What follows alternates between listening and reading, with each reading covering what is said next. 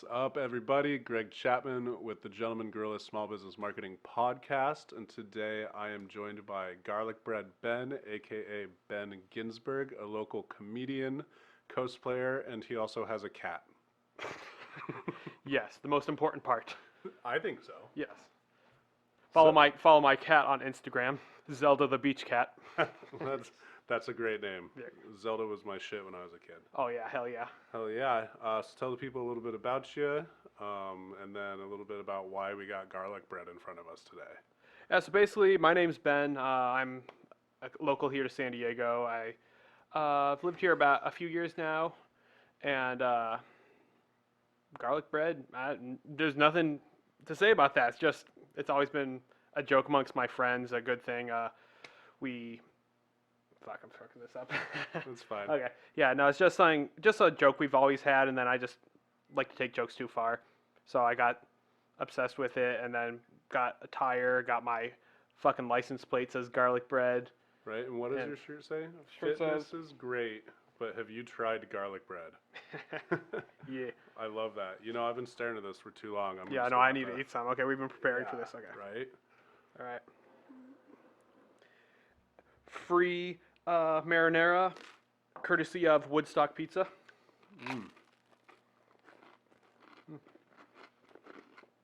That turned out pretty good. Pretty good, yeah. Yeah. Some butter, garlic, mozzarella, thyme seasoning. Nice. What kind of bread is it?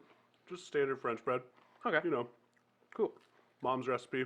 Mom's recipe. Mine's one of those, the one that I brought in is from one of those YouTube videos you see on, or one of those Facebook videos you see where they're just sitting there cooking on top. It's like pull apart cheese bread. You just stick your hand in, you just yank out the pieces you want.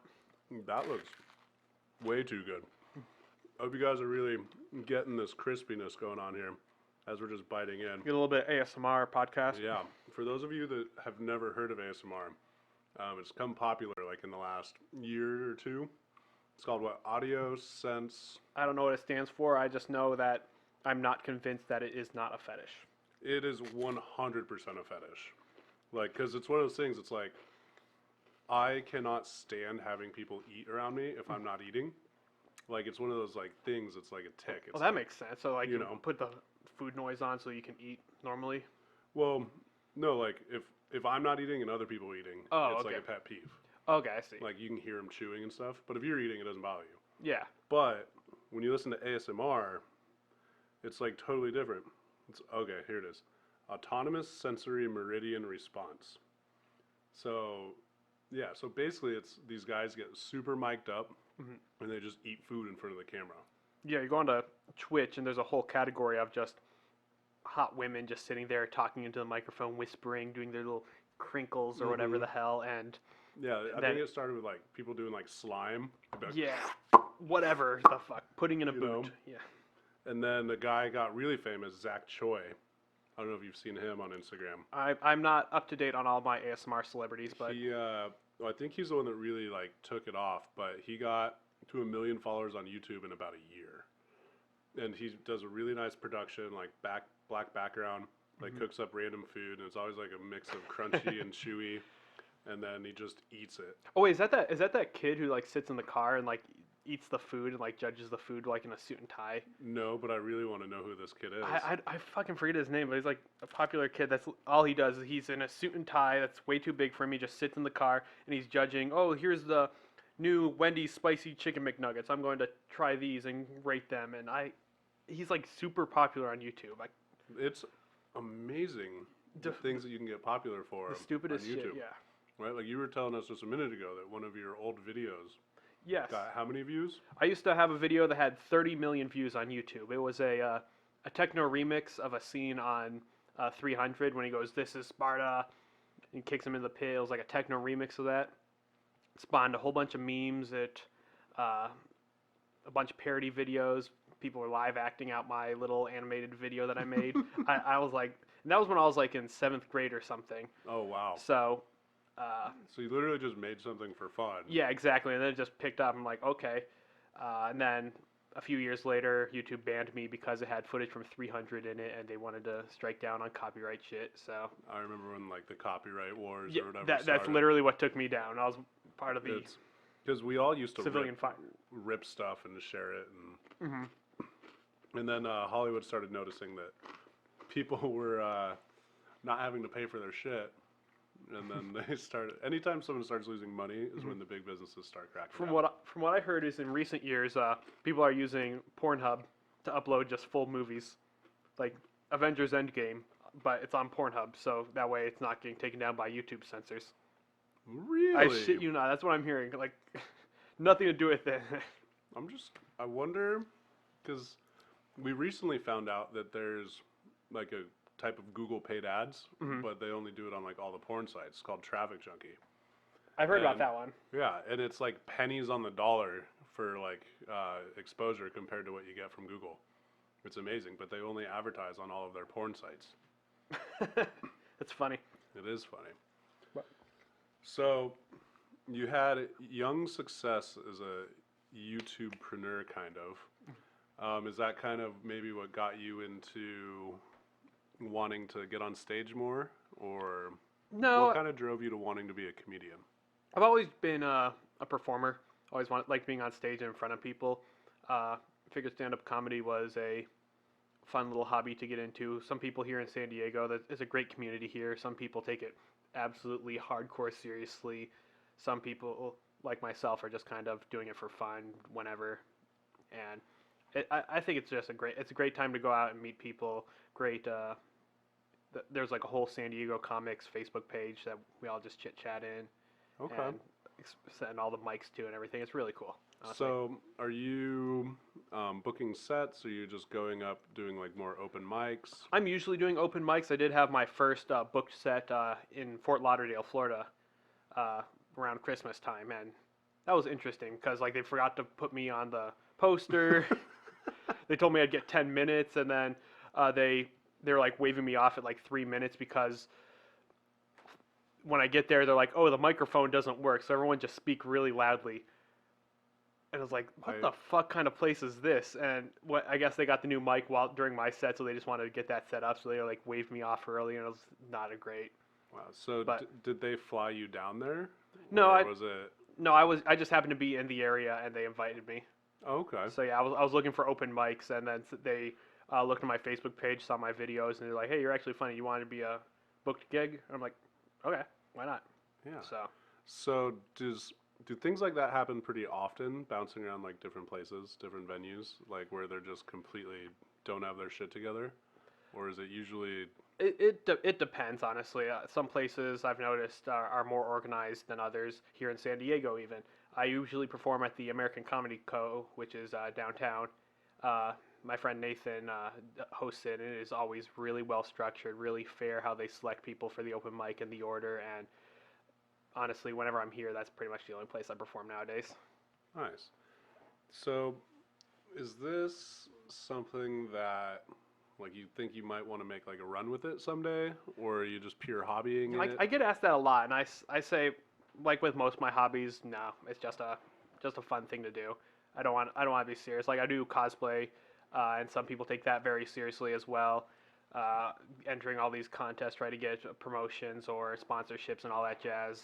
I just do it for fun, to meet people, socialize. That's pretty much all I do. Okay, so cosplaying. That's something I've definitely heard of. So that means costume play, right? Yes, it's. So We're in San Diego, where Comic Con is. So, yeah, right. Yeah, that I travel around the country for. So, because Really? there's conventions all across the country, and they're always fun. I have friends I've never even met in person, and then it's like, oh, we're having a convention out here in DC. You want to come? Sure. So I fly out to DC, hang out with these people I've just met online, and then fly back. Man, that is something that for so long everyone's just like, you can't make friends online, like they're not real people. Yeah. And then all of a sudden it's coming out, and then it's like I've talked to people all the time. They're like, yeah, like we talked. We've been friends online for like 5 years. Like I've heard of people like getting invited to weddings. Right. Like they've never met in person, but they've been on the same battle team or whatever on one of their games Exactly. for like 5 years. Well, it's like that old joke where he says, when we were kids, we were told, don't talk to strangers on the internet, don't get in strangers' cars. Nowadays, we use the internet to literally summon strangers' cars right to our front door. That is so true. There's literally all of the rules that we knew as a kid. like knocking on doors, showing up to people's houses. Yeah. Like if even with like a friend, if you just showed up to their house and knocked on the door, they'd be like, "Why the fuck are you at my house?" Yeah, exactly. So Like, weird. why didn't you text me first? I want to see if you want to come out and play today. Is so and so home? Can so and so come out and play? You want to go some of this garlic bread, bro? Yeah. My Uber driver had some candy last time. All right. Whichever. I double dipped. I don't give a shit. I just came in for the sauce though, so You can't make garlic bread and not share it with everybody. Exactly. This is so good. Is it good? Good. I'm glad. Yeah. I used a different cheese because I ran out of mozzarella, so this is Mexican blend cheese. For So. any of you that might actually be listening to this instead of watching it, it's that recipe where it's like a round loaf and they cross hatch the top and just jam all the cracks full of cheese and butter. And it just like falls apart and it's greasy and gooey and delicious. I think the sourdough bread really makes it though. Oh yeah, there's rosemary on it. For those of you that don't know what rosemary is, which I hope is none of you, you need to get your shit together because rosemary makes this the best. I hope you're enjoying listening to us eat sour bread. I think it's good, Sour bread, good garlic content. bread. Right? Yeah. If you didn't know what ASMR is, now you do. You've experienced it. I hope you're eating something while you're listening to this. Otherwise, you're just getting pissed off like I would. Yeah. So, and then you have a cat. Zelda, I have two cats. the beach cat. Yes. So you have an Instagram for your cat. Yes, right? I have an Instagram for my cat because I'm in Southern California and I need to have attention on my animal. So. Do you notice that you just get way more attention for your cat Oh, than like your personal? it got almost as many likes as I have on my personal in like a month. And so okay, so I mean the cat is a Savannah cat, which is a rare breed, so I was hoping that could be like a little hitch along with the fact that I actually take her on walks on the beach and everything. Those are the bigger cats, right? They are part serval. So like you'll hear about Bengals a lot. Those are part Asian leopard. Savannah cats are part serval, so she's an F3, which 3 generations down from a actual serval. Interesting. So you can actually leash up your cat. Mm-hmm. I walk her on the beach. and get the best reactions from people whenever I'm doing that. No shit. I even got in trouble. The lifeguards came and they were trying to ticket me over it. The law only says no dogs are allowed on the beach. Doesn't say no animals. Wow. So I argued that, and they didn't give me the ticket. So. Right. Fight the law. Well, they got first on the big announcement. They're like, reminder, no dogs are allowed on the beach. And then the family next to me, who knew it was obviously directed on me, was laughing their head off. And then they eventually come up to me and they like try to ticket me and everything. I'm like, it's not a dog. Man, So, I feel like because I've never No actually seen somebody walking a cat on a leash. Like I've seen photos of people doing it, but it's like one of those things where you're like, is that a real thing or is that just like a weird random cat that's trained to walk on a leash? it's both. It's both.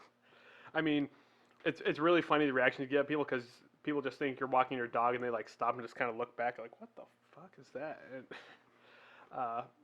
I take it to bars that say they're pet friendly, and then she sits on my lap or sits next to me like a dog would, and then people are always, some bars don't allow that at all. They say, oh, well, no, we only allow dogs, but some are like, oh yeah, come in, that's funny. So. That is funny. Do you find a lot of people like wanting to take pictures with your cats? Oh, all the time. That's actually why I started the Instagram, because that way I could tell them, oh, tag her in this picture. That way, kind of collect all of them. No shit. Yeah. What is her name? Zelda? Zelda the I beach need to look cat up your cat. on Instagram. Zelda the beach cat. How long ago did you start your Instagram for? That was like 2 months ago or so. Oh, so it's brand new. Yeah, it's brand new. Zelda the beach cat. Oh man, she's gorgeous. She's tiny. Yeah, she's still a kitten. Okay. Subtle Art of Not Giving a Fuck. Great book. Yeah. If any of you haven't read The Subtle Art of Not Giving a Fuck, I highly recommend buying it and reading it. So Theoretically, when she's full grown, she's going to be about times the size of a normal cat. So not that big, but like maybe like the size of a corgi. Okay. So Yeah, that's definitely bigger than a normal cat. exactly. I guess.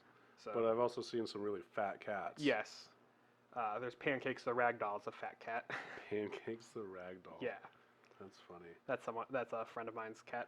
So, are you planning on kind of trying to really grow Zelda the Beach Cat as you go? Because Well, I I've mean- seen a lot of people that can. Well, I mean, what Grumpy Cat made their parents like $10 million a year. Like, I want that. That seems easy. Yeah. I mean, if you have a cat that you can walk on a leash, I feel like that's something that's going to be super monetizable. I mean, especially because, I mean, for those of you, go to Zelda the Beach Cat and look up this cat. It's really, it's just adorable. Like, I mean, I'm not going to lie. I'm totally a dog person, not a cat person. But you walk your cat, so it's kind of like a dog, right? I would love to get a dog. I just work full hours a day, and I feel like that wouldn't be fair to the dog to leave it locked up in the apartment all day. How do they even how do they even confuse that cat for a dog on the beach? Because all they see is they just see somebody walking with a leash. But I've seen people on Pacific Beach. They're walking. I've seen somebody walk a donkey or like a small horse or something. I saw that once.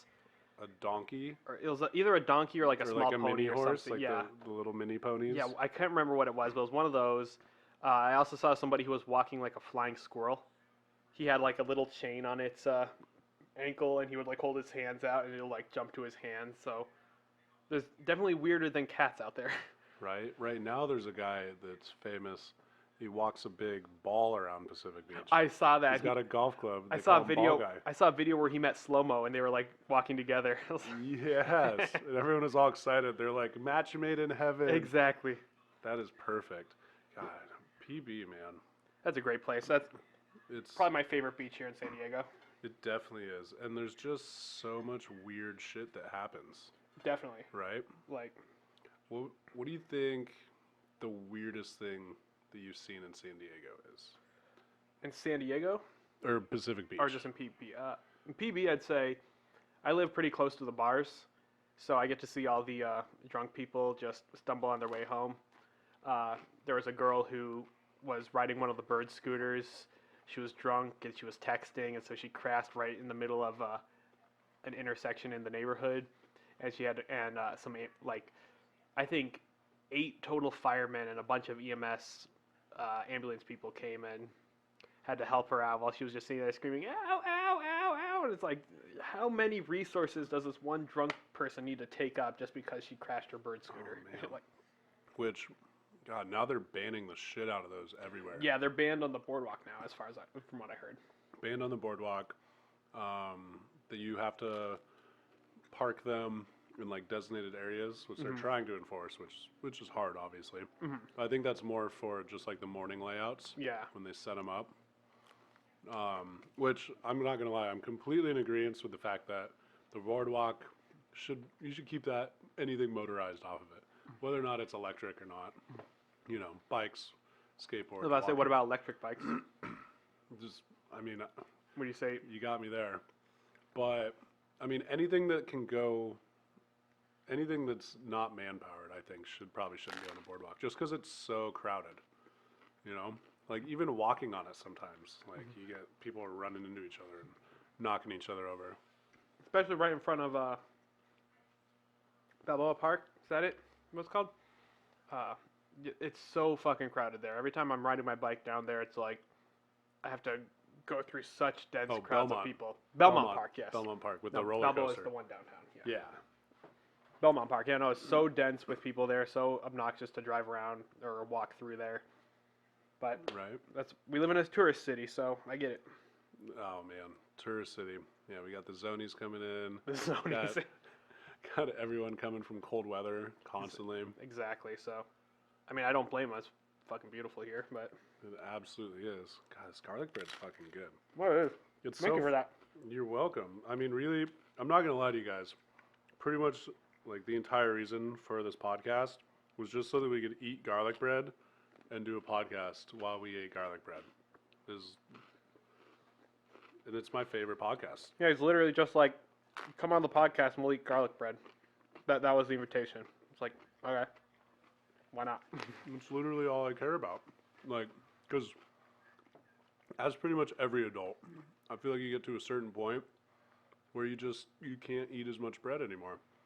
Like, it's just not good for you anymore. Like, you start getting a little softer around the edges. Oh, I got gluten allergy. Yeah. Excuse me. Well, and then those too. And then, so really it's like, all right, you know what? I'm just going to eat like an entire fucking loaf of garlic bread in like 20 minutes. It works. I love it. This is my favorite thing. Like I had a friend who worked at Buca di Beppo, which is an Italian restaurant, and people would go in there asking for, oh, can I have some of your gluten-free options? It's like, who the hell goes into an Italian restaurant asking for gluten-free? And they would if people said that it was just a dietary thing, that it wasn't an allergy, then they would just straight up say no, because it's like such a fucking hassle to deglutenize the kitchen. Buca di Beppo. It's a family-style Italian place for anyone that hasn't been there. They literally bring out just fucking giant plates of pasta. Mm-hmm. Like, that's what they're known for. Like, it's one of those things, like, we're going to Buca di Beppo. It's like, oh, I'm gluten-free. It's like, stay home. Exactly. Like, all you're going to do is ruin everybody else's night because you're going to be constantly bitching. It's like going to a steakhouse when you're a vegetarian. Yeah. It's like, yeah, what? You go to a steakhouse. Oh, man. I don't even want to get started on vegetarians. That's just going to send me down a really trouble they'll get your podcast. Troubled path. But, yeah, no, I know exactly what you mean. Because you go to a steakhouse, like, the only vegetables they have are side salads. Mm-hmm. Or stuff cooked in cream and cheese. It's like, oh yeah, get some French fries. You want some spinach? That's fine, but it's cooked with a bunch of Parmesan and cream. Like, that's funny. No, that was annoying. I had a girlfriend who was a vegetarian, and I wanted to go to Texas Roadhouse, and it was just so complicated. So I'm like, yeah, never suggesting that again. Yeah, she can't even have the rolls because exactly. They cover them in butter. I worked at Texas Roadhouse. Well, not vegan. Vegans are a whole nother level. Just vegetarian, where they're allowed to eat butter. Good. And cheese that honey cinnamon butter at Texas Roadhouse to die for. I'd say my favorite would be Red Lobster's biscuits they come out with. The cheesy butter biscuits. Those are probably the best. I almost cooked or brought some of those to this. But like, now I'm gonna hand make this. I wouldn't have been mad about that. Right. I mean, I wouldn't either, but I'm like, yeah, and I'm gonna home cook it. So I want to know: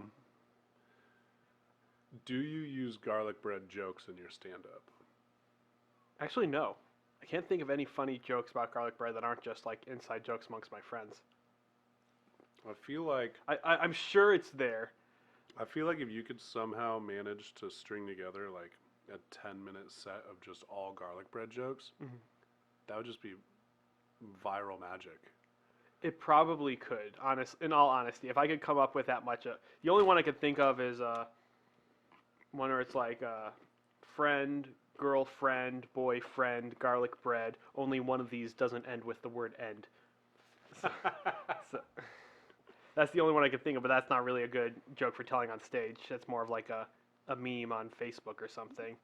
It definitely is a meme. I've definitely seen it before. Yeah. It doesn't make it any less funny or true. Exactly. So it's hard to come up with topics. Usually when I do my stand-up, I'm going for the route that's popular right now. Like right now, all the jokes are self-deprecation, I hate myself, oh, I'm so lonely, those kind of jokes. So I just go up there and like I tell one of my jokes. I'm in the middle of a set and I just go like, oh, so who else here has an ex-girlfriend that cheated on them? The audience usually goes, woo, and I go, yeah, I don't have a joke for that. I'm just still really sad. And then it's just the awkwardness just makes people laugh their heads off. So you're kind of like a dry submission. Like kinda. You hit your, what do you call it? The punch? Yeah, dry punch humor. Line? Dry humor, anti-humor. I love those kind of jokes. So they don't work that well on stage, but I love those kind of jokes. But is that one of the things like you love doing? Like you love like intentionally making the room awkward, and then you're just sitting there laughing. Exactly. Yourself. You're like, I'm not trying to make you guys laugh. I'm trying to make me laugh. Yeah, I need this, please. This is my escape. Well, I'm going back to my alcohol later. Right. God, this has been a lot of fun. Yeah. Do you have any nights lined up soon, or kind of a regular night where you kind of hit one of your local spots? I usually perform on Tuesdays at the American Comedy Company. They have a good open mic down there. That's free shows that start at 6 or 7. I can't remember, so I assume 6. And yeah, I have. Honestly, in San Diego, that's probably my favorite place to go. There's a bunch of other places here. I've just had iffy experiences with them, so that's the place to go. Okay, American Comedy Co. Tuesday nights, 6 p.m. o'clock, Free show. free show. And you can join on stage as well if you ever wanted to do it too. It's an open mic, so Do you hear that, guys? If you ever want to get up on stage and try to make people laugh, at least make them laugh at you. It's free. Go down there, hit them up.